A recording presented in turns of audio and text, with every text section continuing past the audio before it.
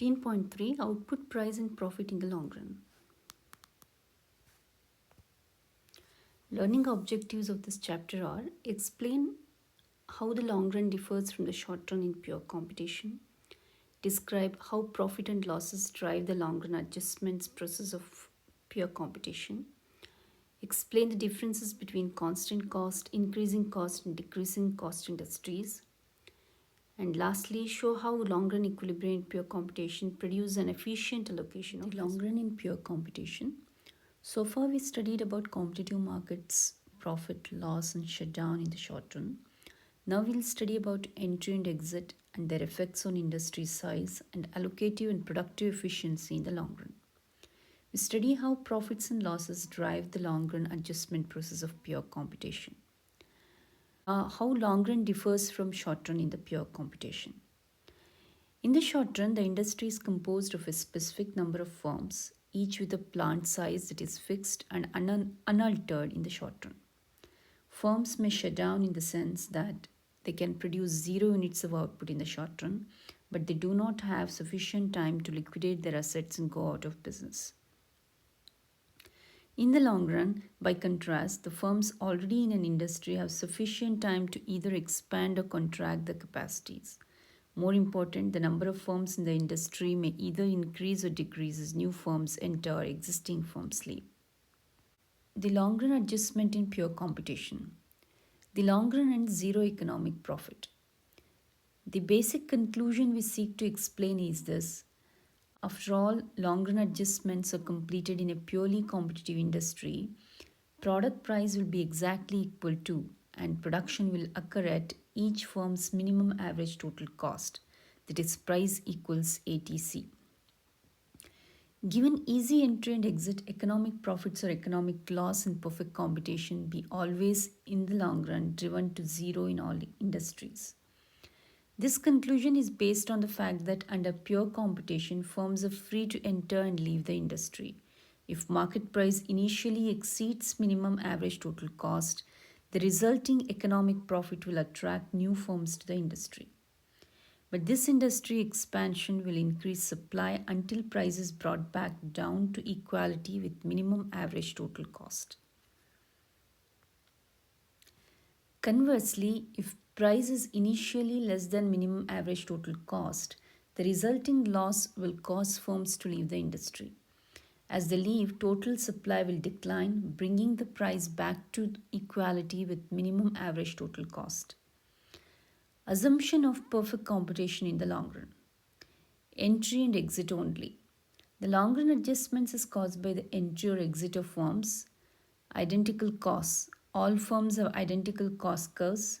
It means that all other firms in the industry are similarly affected by any long run adjustments that occur. Constant cost industry. The industry is a constant cost industry.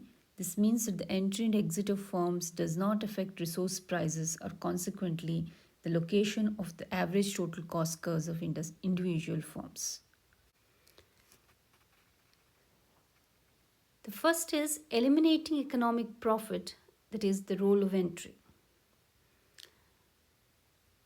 In the figure you can see, our point A is the equilibrium. Each firm in the industry makes zero economic profit. You can see the firm and the market both are given separately, and price equals minimum average total cost of a firm.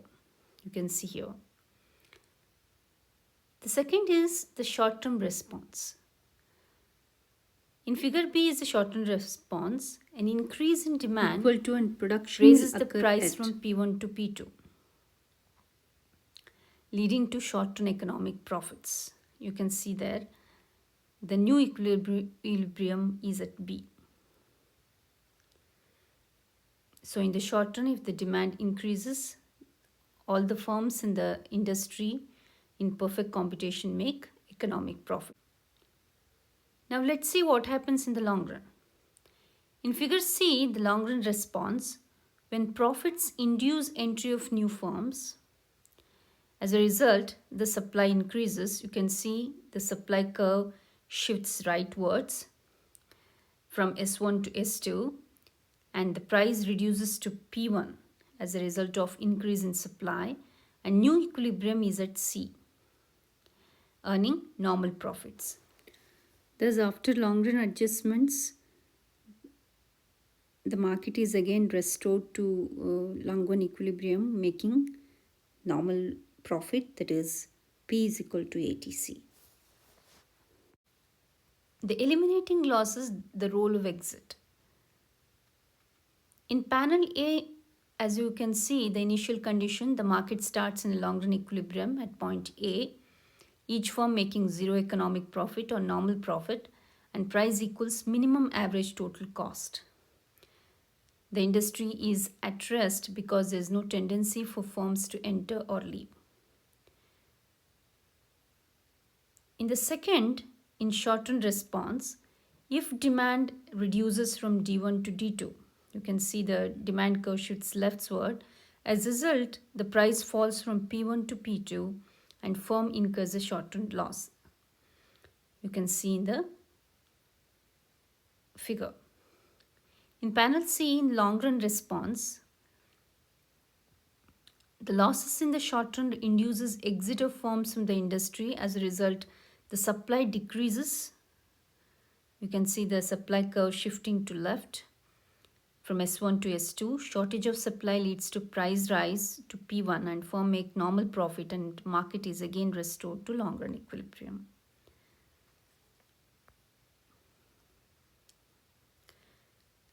Now we shall see the long run supply curves, entry, exit and production cost.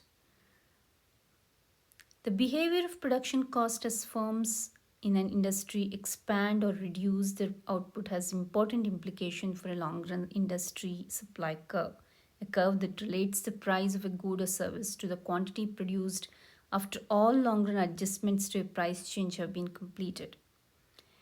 Every point on a long run supply curve therefore shows a price and quantity supplied at which firms in the industry are earning zero economic profit.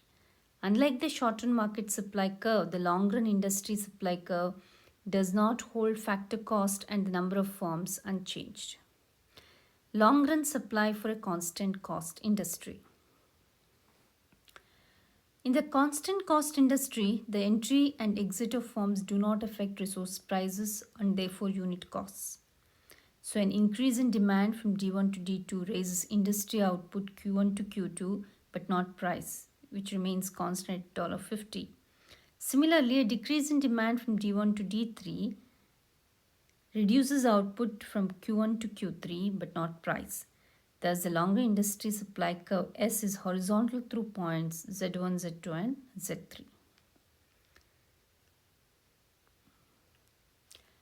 Long-run industry supply curves in increasing cost industry. In an increasing cost industry, the entry of new firms in response to an increase in demand D3 to D1 to D2 will bid up resource prices and therefore increase unit costs. As a result, an increased industry output B Q3 to Q1 to Q2 will be forthcoming only at higher prices, that is $45 is less than 50, less than 55.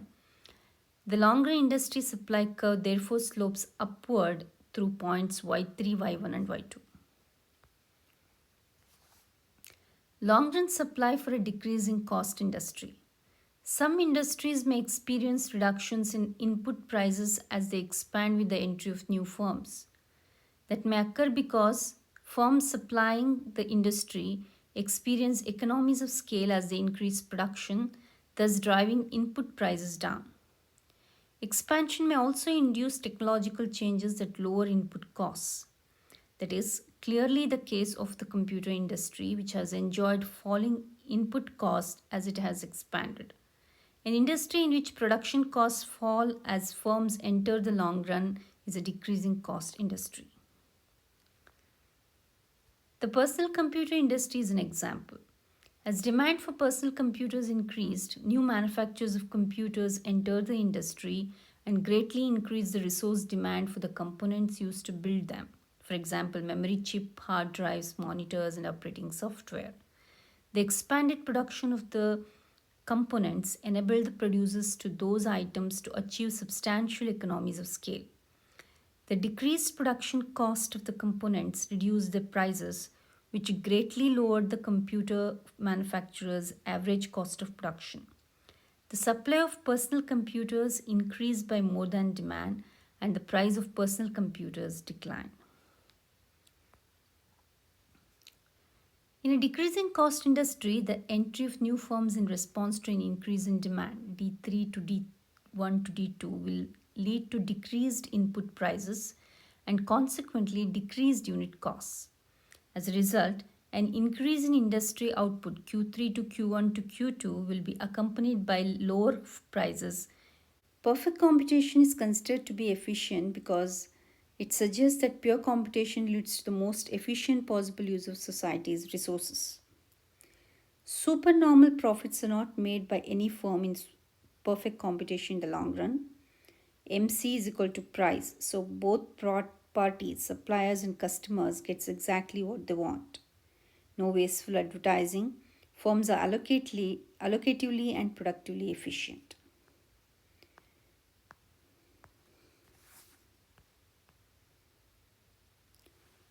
We can see from figure 1 below that when it is long-run equilibrium, perfect computation achieves allocative and productive efficiency as MC is equal to MR is equal to AC is equal to AR.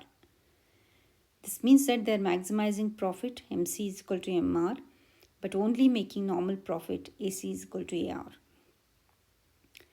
Productive efficiency, that is P is equal to minimum ATC. Productive efficiency occurs when output is achieved at the minimum average cost, that is AC is equal to AR. Productive efficiency requires that goods be produced in the least costly way. In the long run, pure computation forces firms to produce at the minimum average total cost of production and to charge a price that is just consistent with that cost. This is true because firms that do not use the best available least cost production methods and combinations of inputs will not survive. Consumers benefit from productive efficiency by paying the lowest product price possible under the prevailing technology and cost conditions. And the firm receives only a normal profit, which is part of its economic cost and thus incorporated in its ATC curve. Allocative efficiency, P is equal to MC. Long-run equilibrium in pure computation also guarantees allocative efficiency, so we can certain that society's scarce resources are directed toward producing the goods and services that people most want to consume. After long-run adjustments, pure computation produces both productive and allocative efficiency.